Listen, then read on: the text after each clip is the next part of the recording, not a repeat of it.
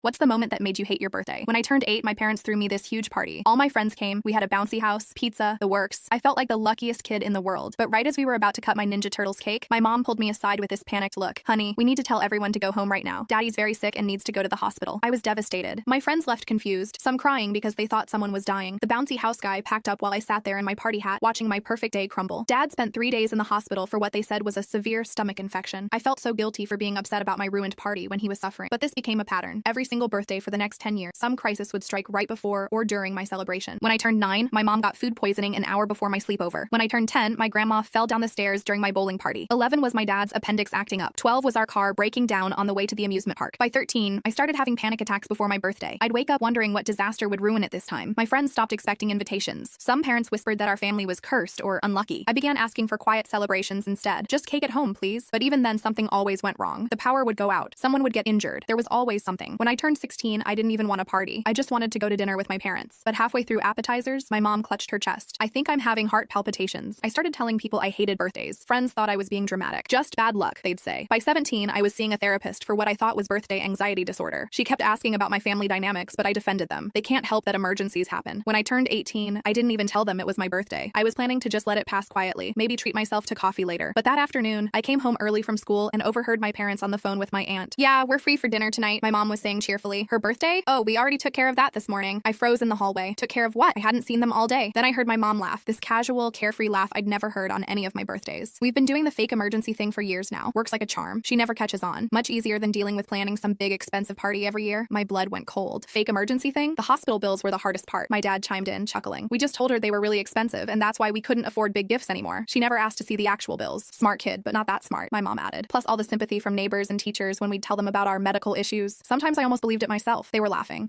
about 10 years of systematically destroying every birthday I'd ever had. I stood there in the hallway, remembering every ruined cake, every canceled plan, every time I'd felt guilty for wanting to celebrate while they were suffering. The birthday anxiety, the therapy, the way I'd started telling people I was birthday cursed. All because my own parents found it easier to traumatize me than spend money on parties. That night, I packed my bags and left for college 3 months early. I had some savings from my job, and I crashed on my friend's couch until dorms opened. I'm 25 now and haven't spoken to them since. Every year on my birthday, they text asking why I'm punishing them for being sick and why I'm holding grudges over things that weren't their fault. They still send medical bills to prove their emergencies were real. All fake documents they probably printed at home. Last month, my mom showed up at my apartment with a birthday cake. "I don't understand why you hate us," she cried. "We were just trying to protect you from disappointment by keeping expectations low." I closed the door in her face. This year, for the first time ever, I'm throwing myself a huge birthday party. 25 friends, catered food, live music, everything 8-year-old me dreamed of. My parents will never know about it.